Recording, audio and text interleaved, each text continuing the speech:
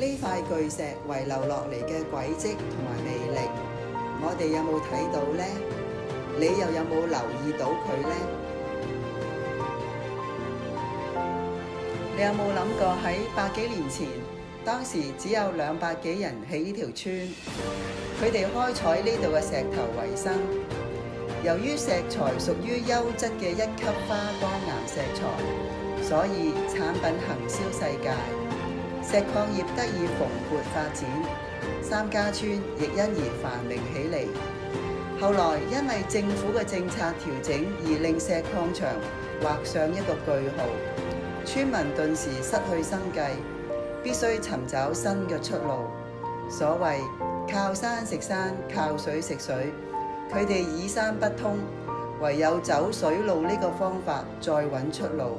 喺困境中轉型為餐飲業，經營海鮮酒家，最後帶來一片繁榮。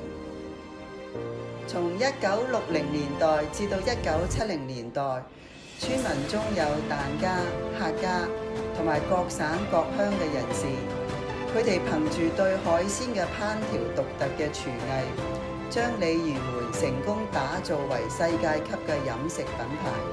直至現在，香港美食之都呢個美譽，鯉魚門亦都佔咗一席位。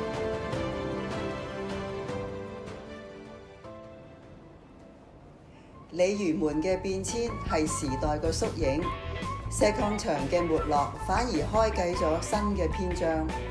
喺呢片土地上，歷史與未來由無數個激盪人心嘅故事交織起嚟。